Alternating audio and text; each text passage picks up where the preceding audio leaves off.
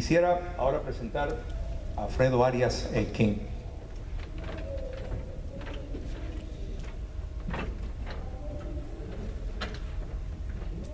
Gracias, Julio, muy amable. Gracias, María Huerlao, por la presentación y por invitarme a este distinguido panel con viejos amigos. Aquí veo varios también y a ustedes, alguno de ustedes les va a tocar, por cierto, encabezar una comisión en una Cuba democrática, así que es importante este panel porque esto de la justicia transicional va a definir si Cuba es una democracia exitosa o si es una democracia defectuosa, ¿no? Bueno, son 15 minutos, ¿no? Y pongo mi cronómetro. ¿Qué es la justicia transicional? Como María mencionó, son medidas especiales de un nuevo gobierno democrático luego de una transición de una dictadura. No todas las transiciones son de una dictadura a una democracia, por cierto, como vamos a ver, donde por definición algo se violentó durante la dictadura. Pues la definición de una dictadura es que violentó algo, alguna ley, incluyendo sus propias leyes, por cierto. ¿Cómo? Son varias herramientas judiciales, administrativas, comisiones ad hoc, como la Comisión de la Verdad en Sudáfrica de Desmond Tutu, donde en todo el mundo, donde hubieron dictaduras que transitaron a democracias, Asia, Latinoamérica, África. Y aquí vamos a platicar un poco sobre Europa del Este. En Europa del Este podemos dividir a los países que transicionaron, que ahora son 30 países, por cierto, que transicionaron del comunismo hacia algún tipo de nuevo régimen, no necesariamente democrático. En el tema de justicia transicional son dos grupos, los que hicieron algo sobre el pasado y los que no hicieron algo sobre el pasado. Y no todos son los que no hicieron algo sobre el pasado, no todos son los Uzbekistanes o las Rusias, donde nunca hubo un verdadero demócrata en el poder después del colapso del comunismo, pero también incluyen algunos países verdaderamente democráticos como Polonia, donde tuvieron un pacto, Magdalenka, ¿se acuerdan aquí con cómo se llaman nuestros amigos, el pastor Félix y varios otros, Antunes, nos invitó el Instituto Lech Wałęsa y nos sentamos en esa misma mesa Magdalenka a ver si absorbíamos algunas de las lecciones del pacto que hicieron el régimen con Solidarność en el 89 para transicionar pacíficamente hacia el no comunismo, ¿no? Pero el precio que tuvieron que pagar los demócratas fue bastante alto de dejar las estructuras intactas y no hacer justicia transicional. Entonces, en los países donde sí se hizo algo sobre el pasado, todos estos incluían, sin excepción, países donde llegaron nuevas élites no comprometidas con el pasado totalitario y estas se subdividen en tres. El modelo checo, donde hubo una ley de lustración en 1991, Estonia, donde no hubo prácticamente ninguna ley per se de lustración y eso simplemente se hizo de facto. En otras palabras, fue estrictamente el proceso administrativo de limpiar, lustrar los viejos cuadros, la nomenclatura de las estructuras de poder. Y la Alemania del Este, donde fue una mezcla de administrativo y penal, menos penal que administrativo. Por cierto, en casi todos estos casos casi no se dio el énfasis penal, más bien fue una cosa administrativa, pero con mucho dinero de Alemania de Occidente. Como ustedes saben, Alemania del Este pues dejó de existir, votó el Parlamento, el Volkskammer, su último acto fue votar para cancelar la existencia de Alemania del Este, entonces pusieron a la merced de Alemania de Occidente y todo su dinero, sus abogados, su experiencia con la desnazificación después de la Segunda Guerra Mundial. Por cierto, hoy el presidente de Alemania es el antiguo jefe de la Comisión de la Verdad, la Comisión de Lustración de Alemania del Este, la RDA. Joachim Gauck se llama, por cierto. Entonces Alemania, lo bueno es que tuvo el modelo ya muy en el ADN de la ocupación después de la derrota de los nazis de Alemania en la Segunda Guerra Mundial, en la zona occidente ocupada por Francia, el Reino Unido y Estados Unidos. Las fuerzas de ocupación insistieron en una purga total de los instrumentos del totalitarismo nazi, incluyendo el partido nazi, la SS y la Gestapo. Estoy mencionando esto porque el ejército alemán no estaba incluido ahí. Entonces, si un soldado, aunque mató a miles en los campos de batalla, sí pudo demostrar en Nuremberg y en otros lugares que él estaba siguiendo órdenes como buen soldado y no violó derechos humanos, o sea, fuera de esas órdenes, Entonces, de hecho, le dieron un trabajo en la OTAN y muchos de ellos llegaron muy altos en la nueva estructura, en el nuevo Bundeswehr, ¿cómo se llama?, del ejército bajo órdenes de Hitler. Entonces sí se hace una distinción entre lo que es el ejército y lo que son los aparatos del control político totalitario, incluyendo la policía política. Alemania post-nazi no fue 100% relevante para la RDA por una simple y sencilla razón, porque todavía en el 45 había muchísima sangre en las manos de muchas gentes que enjuiciaron después en Nuremberg, y entonces ahí sí fue un proceso bastante delicado, se necesitó una ocupación extranjera para hacer valer estas leyes de ilustración y de desnazificación. Sin embargo, en la RDA y en casi todos los países de Europa del Este, ya para 1989 ya no era la misma generación que mató a millones de gentes de hambre o ¿cómo se llama?, de pelotón de fusilamiento, etc. Entonces no había tanta sangre en las manos, ya había como la tercera generación de líderes comunistas, y muchos de ellos, pues sí, mataron, no sé, creo que Honecker mandó matar como a 200 gentes que trataron de escalar el muro, pero fuera de eso no eran por los millones, entonces no era exactamente el mismo modelo.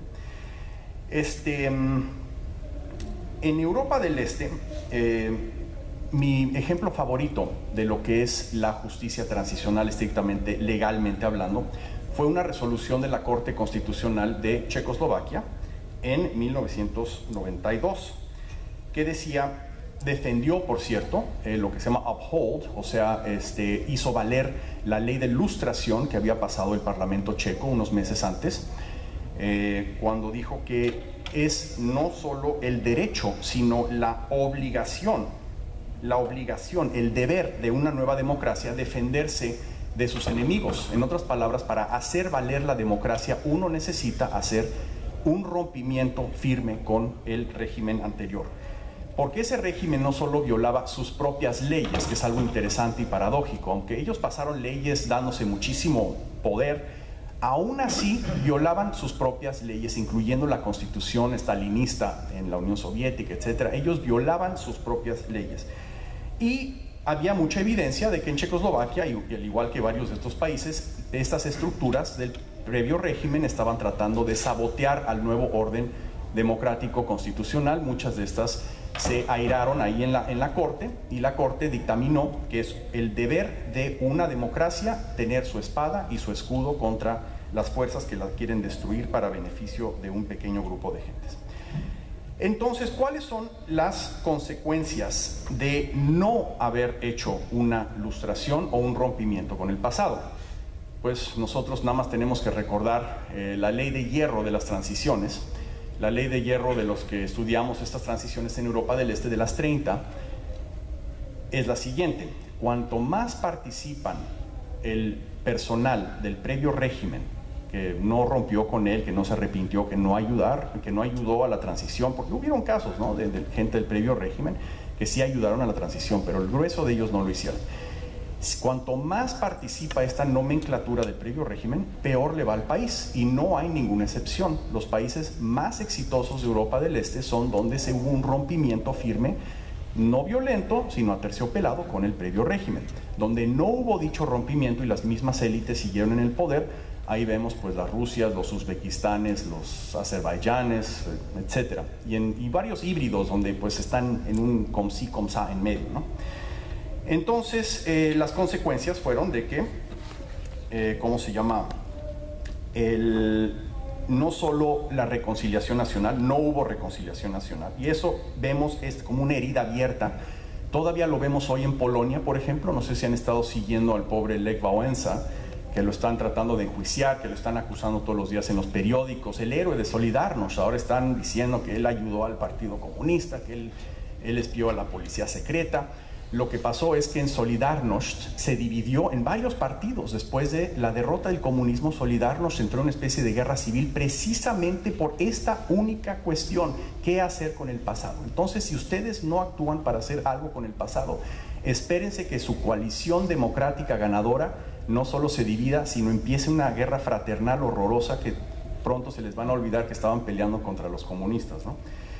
Pero más que eso, más que reconciliación nacional y el valor catártico, ¿verdad?, de una justicia transicional, como elaboró María Huerlau, es el hecho de que si no se hace, y esto lo vemos ahí en varios países donde no se hizo una justicia transicional, no funciona Montesquieu, ¿verdad? Montesquieu hablaba de que una separación de poderes es la garantía de una democracia, cuando tienes el ejecutivo, legislativo y judicial, pero ¿qué previene que llegue el ejecutivo y compre a los jueces del judicial?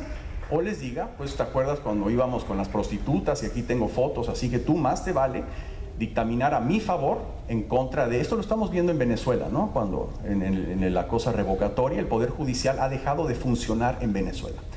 El mensalao en Brasil fue un intento de Lula de comprar el aparato legislativo para hacer un chavismo en Brasil, pero se le evaporó porque en Brasil pues hay instituciones fuertes, se investigó la cosa, salió en los periódicos, los gobernadores son fuertes, etcétera, etcétera. Pero en Europa del Este lo que vemos es donde no hubo un rompimiento con el pasado, aunque fuera simbólico, Montesquieu no funciona.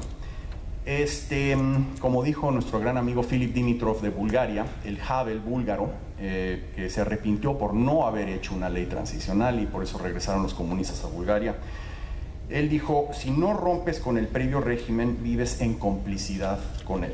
Es una cita que me gusta bastante. Entonces, la credibilidad, la unidad de los demócratas, la verdad meramente teórica o un lujo, reconciliación nacional es bonito, pero hay que reconstruir al país primero. No, son íntricamente relacionados. ¿Qué pasó en los tres países que sí hicieron lustración? Un rompimiento firme con el pasado. Les recuerdo, la República Checa, ni siquiera Checoslovaquia, porque se acuerdan que Eslovaquia rompió con la Chequia y lo primero que hicieron fue cancelar todas las medidas de lustración que se hacían en territorio eslovaco y por eso acabaron con un dictador, un gángster básicamente, llamado Vladimir Mečiar hasta 1998. Entonces, en la República Checa, en Estonia y en Alemania del Este, ¿qué ha sucedido desde entonces, desde el 89-91, cuando tuvieron sus transiciones? No han tenido problemas constitucionales serios, se le dio chance a nuevos partidos funcionar, o sea, en todos los demás países regresó el viejo Partido Comunista bajo algún otro nombre, o el mismo nombre en algunos casos, pero en casi todos se renombró socialdemocrático, etcétera, y regresaron al poder. Sin embargo, los únicos 3 países de los 30 donde hubo un rompimiento firme con el pasado, con estas herramientas de justicia transicional: la República Checa, Estonia y la RDA, un caso muy raro, muy especial, porque se formó parte de un país más grande. Entonces, básicamente son 2 de los 30 donde nunca regresó la vieja nomenclatura, y eso se llama República Checa y Estonia. Entonces, no creo que sea coincidencia que los países que hicieron un rompimiento le dieron chance a nuevas élites políticas, tanto de derecha como de izquierda. Hay que recordar que esto no es un pleito ideológico. Los socialdemócratas verdaderos, anticomunistas, pro democracia, que son parte de nuestra familia democrática, triunfaron bastante bien en la República Checa y en Estonia como gente nueva que construyeron nuevas instituciones. Cuba, como sabemos, por cierto, algunos dirán, bueno, pero ¿qué pasó en Chile? Chile es un éxito, hubo reconciliación, sin embargo, no hubo sombrerazos a Pinochet, se le dio una especie de amnistía, se hizo senador de por vida, varios de sus mayores cómplices, no se le tocó al ejército, no se investigó, etcétera. Patricio Aylwin tuvo que hacer este convenio con ellos, pero hay que recordar que eso también es teóricamente justicia transicional. A veces no aplicar la ley también quiere decir, es un régimen especial. Entonces, en teoría, en Chile también se adoptó justicia transicional, pero de una manera bastante diferente que en Europa del Este. Ahí no se les olvide que ese modelo no va a servir mucho para Cuba. ¿Por qué? Porque una transición de una dictadura militar a un régimen normal, democrático, ¿verdad?, como Argentina bajo Alfonsín o Chile bajo Patricio Aylwin, es un modelo enteramente diferente al de un sistema unipartidista. ¿Por qué? Porque los militares no tienen un proyecto político per se, simplemente quieren no irse a la cárcel, mientras en Europa del Este sí hay un proyecto político de las gentes del previo régimen, y que no solo es ideológico, sino involucra miles de millones de dólares de dinero fácil, monopolios, privatizaciones, autoprivatizaciones, etc. Entonces, Chile no se aplica mucho al modelo de Europa del Este. Cuba, siendo un híbrido entre dos tipos de dictadura, una militar, estilo Latinoamérica, y la otra un partido único, ¿verdad? Es un híbrido muy especial, como la Polonia de Wojtek Jaruzelski. Este es el único otro ejemplo que me puedo imaginar ahora, pero creo que Cuba puede aprender mucho más de los ejemplos de Europa del Este que los de Latinoamérica. Entonces, pero bueno, unos pequeños pensamientos sobre lo que fue en estos 30 países postcomunistas, la justicia transicional, y muchas gracias, les deseo mucha suerte.